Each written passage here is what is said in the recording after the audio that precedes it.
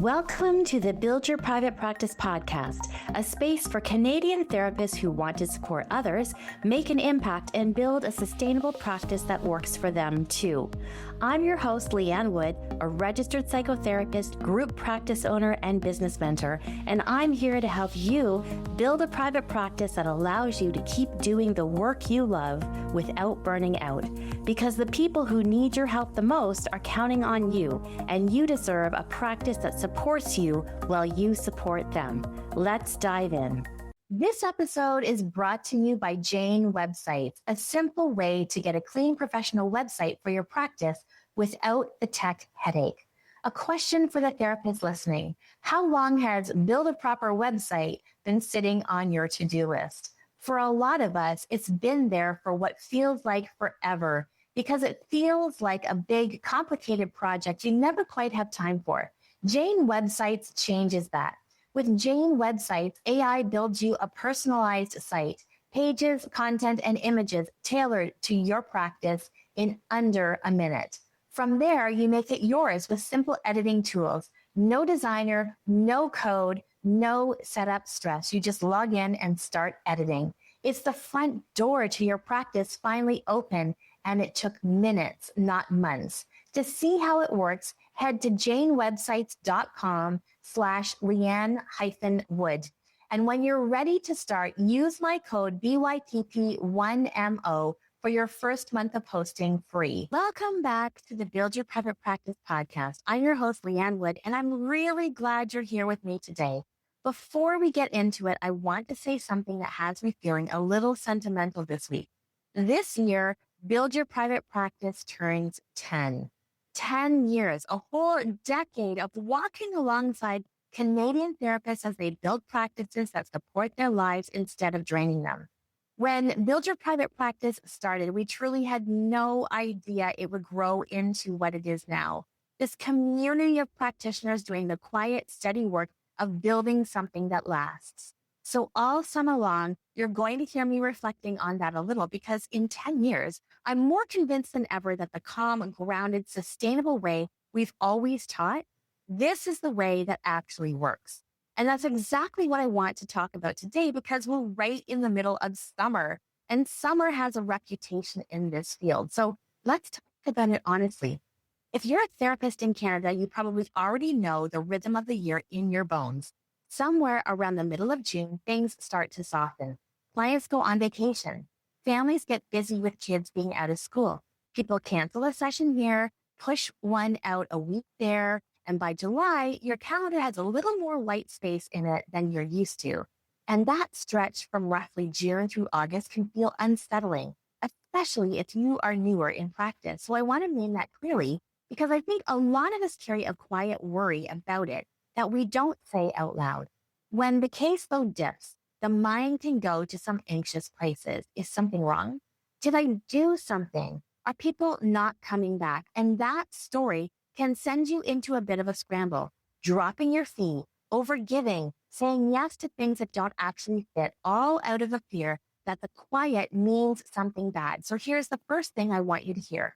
The summer slowdown is normal. It is seasonal, and it's not a referendum on you, your skill, or the health of your practice. It happens to seasoned clinicians with full wait lists, and it happens to brand new practices. The rhythm of the year is just that, a rhythm. And when you can see it as a season instead of a verdict, you get to make very different decisions about what to do with it. So here's the reframe I want to offer you today, and it's the whole heart of this episode. Summer is not a dip to survive. Summer is build season. Think about it this way. For most of the year, your practice is running at capacity or close to it. You're in back-to-back sessions. You're holding a full clinical load, and you're keeping up with notes and admin in the margins. There is very little room to work on the practice because you're so busy working in the practice. And then summer comes along and hands you something you almost never get during the busy season: a little bit of space. That space is not a problem. That space is the opportunity. A lighter caseload of June through August is the window to set up the systems and the relationships that carry you into a strong fall. Because here's the thing about the fall, and I want to make sure we really sit with this: the fall is coming and it comes fast. Every year, like clockwork, there is a back to school intake surge. It starts building in late August and it lands hard through September. Kids are back in school, routines snap back into place, and all of those things people were putting off during the summer suddenly move to the very top of the list. I'll deal with it in the fall because it's the fall. I need to deal with this. The inquiries pick up, the wait lists fill, the intake calls start coming in. And now here is the question that decides how that fall actually goes for you. When that wave arrives, is your practice ready to receive it, or are you going to be scrambling to build the boat while you're already in the water? Because a wave of new inquiries is only a good thing if you can actually catch them well. If your intake process is clunky, if people have to wait days to hear back, if your booking is a mess, if you don't have a clear way to hold the people you can't see right away, then that surge doesn't become a full sustainable practice. It becomes stress. It becomes dropped balls and lost referrals and that awful feeling of opportunity slipping through your fingers because you were too busy to catch it. So the work of build season is simple to say, even if it takes a little intention to do. Use the quiet of summer to get ready for the fall. Let's talk about how concretely. I'm going to give you 3 areas to build, and I want you to pick just one to actually start with. Not all 3, just one. So let me paint you a picture because I've watched this play out both ways many times over the years. Imagine 2 therapists, same city, same kind of practice, both with a bit of summer space on their hands. We're going to call them the scrambler and the builder. The scrambler treats the summer slowdown as a problem to worry about. All of July and August, they're anxious about the quiet, refreshing their inbox, maybe even quietly dropping their fee to fill a spot or 2, but not actually changing anything under the hood. Then September arrives and the wave hits. Suddenly, there are 5, 6, 8 inquiries in a week, and they're thrilled for about 2 days, and then they're drowning because there's no intake system. Every inquiry is a from-scratch email. There's no wait list, so the people they can't see right away just evaporate. They're saying yes to more clients than they can hold because they never decided their real capacity. And by the end of September, they're exhausted, behind on notes, and secretly dreading their own full practice. The wave came and it knocked them over. The builder had the exact same summer and the exact same wave, but they used a couple of hours a week in July and August to get ready. Their intake is a simple form and a warm template she can send in 30 seconds. They have a wait list, so nobody falls through the cracks. They decided their fall caseload back in July, so when the inquiries come, they say a calm yes to the right ones and a gracious, let me hold a spot for you to the rest. Same ways, but they're standing on solid ground and it fills their practice instead of flattening them. The difference between those 2 Septembers wasn't talent or luck. It was what they each did with a quiet summer. The first area is your system, the behind the scenes machinery of your practice. This is the stuff that's invisible when it works and organizing when it doesn't. Summer is the perfect time to look at it with fresh eyes because you have the bandwidth to actually fix things instead of just working around them for the 100th time. So start with your intake. When a new person reaches out, what happens? Walk through it as if you were the client. How quickly do they hear back? Is there a simple, warm way for them to book a first call or a first session? Do they know what to expect, what your fee is, and how things work? Every point of friction in that path is a place where someone who needed help might quietly drift away. Summer is when you get to smooth those edges. Set up an intake form. Write the email template you send over and over so they're ready to go.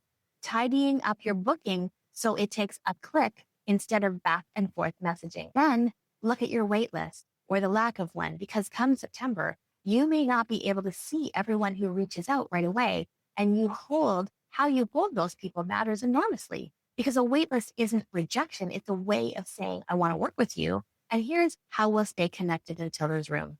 So having a simple, humane system for that means the fall surge fills your practice instead of overwhelming it. And while you're in there, look at the small recurring frictions, your note-taking, your billing, the admin tasks that eat your evenings. You don't have to overhaul everything.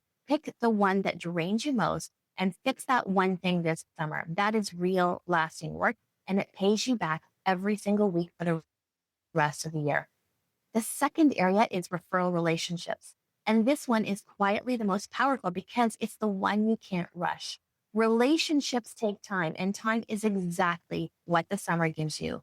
Think about where your best clinicians actually come from. For most therapists, it's not ads and it's not chance, it's people. Family doctors, other therapists who are full or who don't work with your niche, naturopaths, teachers, community organizations, past clients. These are the human threads that bring the right people to your door. And those relationships are built slowly through genuine connection, not through a frantic email blast in September when you suddenly need referrals. So use these lighter months to reach out warmly without an agenda. Take a colleague for coffee. Send a note to a family doctor's office, letting them know you have some availability coming up in the fall and what kinds of clients you love to work with. Reconnect with another therapist whose work you admire and whose caseload complements yours. You're not selling anything. You're just letting the people who could send you referrals actually know who you are, what you do, and that you have room. Here's why summer is perfect for this. Everyone is a little less frantic.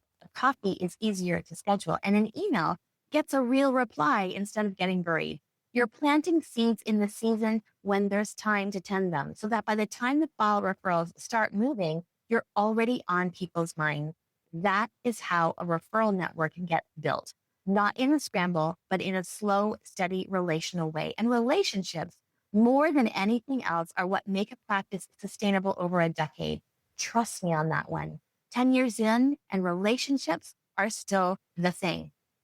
One more gentle nudge here. Keep it human and keep it low pressure. You're not asking anyone for a favor and you're not pitching. You're a skilled practitioner letting your community know you have room to help. And that's a generous thing to offer, not an imposition. And when you hold it that way, warm, unhurried, no agenda, people feel it and they remember you when the moment comes. The third area is you, your own readiness, your capacity, your fee, your boundaries, and the offers you want to lead with going into the busy season. Summer is a wonderful time to get clear on your numbers before you're under pressure. What is your fee? And is it still right for the work you're doing and the life you're trying to fund? If you've been thinking about a fee change, it is so much easier to make that decision from the calm of July than from the overwhelm of a packed October. You can think it through, decide with intention, and be ready to hold it steadily when the new inquiries come. It's also a good time to get honest about capacity. How many clients do you actually want to see in a week come fall? Not the maximum you can technically cram in, the number that lets you do good work and still have a life. Because if you don't decide that number in advance, the fall wave will decide it for you, and it will almost always choose more. Knowing your real capacity ahead of time is what lets you say a calm, clear yes to the right client and an honest, let me add you to my wait list to the rest without guilt and without burning yourself out by week 3 of September. So take a little time this summer to set your fee, know your capacity, and get clear on what you're offering. That clarity is a gift you're giving to the version of you who's going to be busy in the fall. Now, I know how this can land. You hear a list of 3 things to build, and part of you thinks, great, one more set of shoulds on top of everything else. So let me bring this all the way down to earth, because build season is not about grinding your way through your whole summer. It's the opposite. Here's what I actually want you to do. Pick one area: systems, relationships, or your own readiness. Just one, and give it a small, regular slot. Maybe it's one afternoon a week. Maybe it's 2 hours every Friday morning before you close your laptop for the weekend. And in that slot, you do one build season thing. One week, you write your intake email templates. The next week, you have one coffee with a colleague. The week after, you sit down and finally decide your fall fee. Small, steady, repeatable. And by the end of the summer, that's 8 or 10 meaningful moves towards a stronger fall. And you get there without working your rest because it has 2 hours a week, not a second full-time job. And that is what build season looks like. Steady always beats frantic, and it always has. Which brings me to the last thing I want to say before we wrap, And I mean this as much as anything else in this episode. Build season is not permission to grind through your summer. The lighter caseload is also where you can rest, so you can be with the people you love, and so you can refill the well that this work draws from all year long. So hold both. Use a little of the summer space to build intentionally, gently, a couple of hours a week, and use the rest of it to actually be a person who has a summer. A practice that supports your life, not one that drains it, is built in exactly this kind of balance. And that's the whole point for 10 years, and it still is. If you take one thing from today, let it be this. The quiet of summer isn't something to fear or scramble against. It's the window. Use a slice of it to get ready so that when the fall wave comes, and it will come, you're standing on solid ground, ready to catch it well. Now, before you go, there are two things I'd love for you to do. First, if you are not already in it, come join our free Facebook group for therapists. It's a warm, grounded community of Canadian practitioners building their practices the sustainable way, sharing what's working, asking the real questions, and cheering each other on. It's genuinely one of my favorite corners of the internet, and I'd love to see you in there. The link is in the show notes. And the second, this is a big one for us because Build Your Private Practice is turning 10 this year.